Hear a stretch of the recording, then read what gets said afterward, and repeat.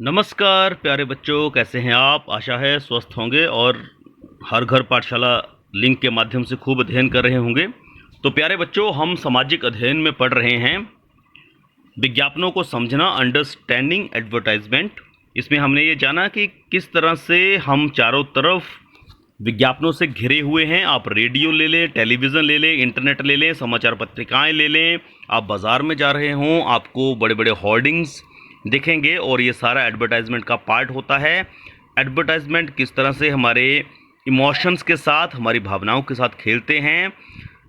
इसमें हमने उदाहरण दिया था आपको बेस्ट दाल और टॉप सेल दाल का, बेस्ट टेस्ट दाल और टॉप टेस्ट दाल का, जिसमें दोनों ही ब्रांड क्या कर रहे थे, आपकी भावनाओं के साथ कर रहे थे। एक ये बता रहा था कि अगर आप अतिथियों के आने पर हमारी दाल नहीं खिलाएंगे तो आपके आतिथ्य सत्कार में कोई कमी रह जाएगी। और बेस्ट टेस्ट दाल ये बता रहे थे कि अगर आप हमारी दाल नहीं खिलाएंगे तो बच्चों को पोषक तत्व नहीं मिलेंगे।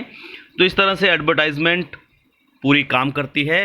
अब हम चर्चा करेंगे कि ब्रांड के मूल्य और सामाजिक मूल्य के बारे में।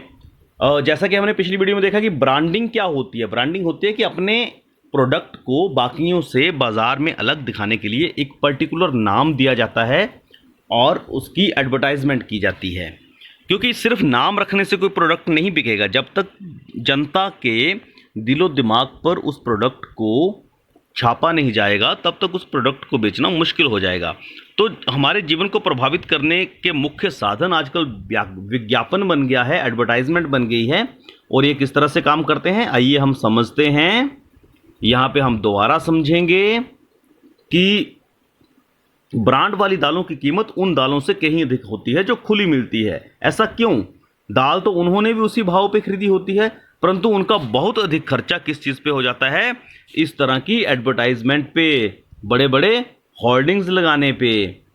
और टीवी में जो एडवर्टाइजमेंट आती है वो कुछ सेकंडों के लाखों रुपया देते हैं।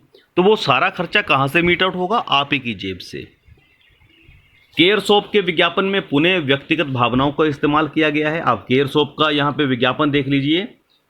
तो यहाँ पे लिखा गया show your child you care. अपने बच्चों को दिखाओ कि आप उसका ख्याल रखते हैं। तो मतलब इनकी कंपनी का साबुन यूज़ करेंगे तभी आप बच्चे को अपना प्यार दिखा पाएंगे। तो इस तरह से आपके इमोशंस के साथ हमेशा ही एडवर्टाइजमेंट में खेला जाता है। विज्ञापन ने बच्चे के प्रति माँ की चिंता का इस्तेमाल किया है। वह माँ को बताता है कि इस खास ब्रांड के साबुन का इस्तेमाल करके उसका प्रेम, उसकी चिंता सबसे अधिक प्रदर्शित होती है। और अपनी चीज़ को बेचने के लिए और कंपनियां क्या करती हैं? मैंने पिछली वीडियो में ये प्रश्न भी आपसे पूछा था। हो सकता है आपने अपने अध्यापक या अपने अभिभावकों की मदद से इस प्रश्न का जवाब दिया हो। हमारे प्रिय क्रिकेट खिलाड़ी और लोकप्रिय अभिनेता, जो हमारे क्रिकेट स्टार्स होते हैं और पॉपुलर टीवी आर्टिस्ट होते हैं, उनको भी विज्ञापनों में लिया जाता है। आपने देखा होगा टीवी के फिल्मों में काम करने वाले हीरो हीरोइंस को लिया जाता है। साबुन बेचते हैं, वो पेस्ट बेचते हैं। ऐसा क्यों करते हैं? हम इन चीज़ों को खरीदने के लिए उत्सुक हो जाते हैं क्योंकि वे लोग जिन्हें हम अपना नायक समझते हैं वे बताते हैं कि उत्पाद खरीदने योग्य है। मतलब दोज पीपल दे कंपेल अस।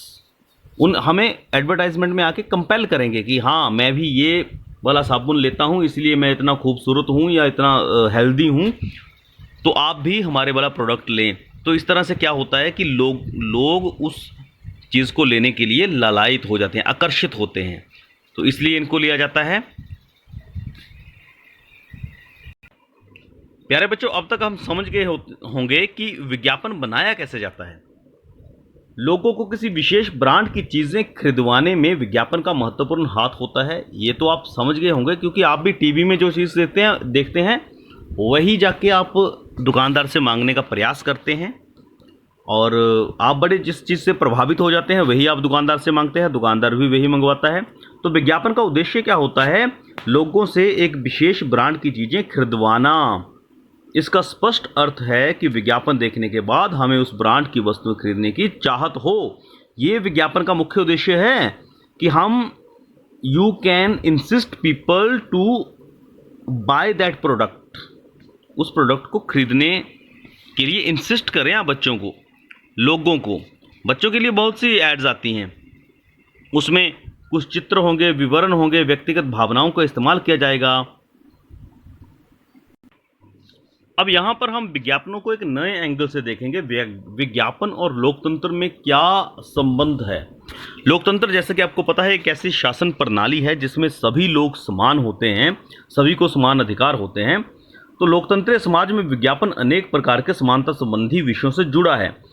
अब विज्ञापन जब कोई उत्पाद देता है, कोई कंपनी देती है, तो उसमें बहुत अधिक पैसा लगता है।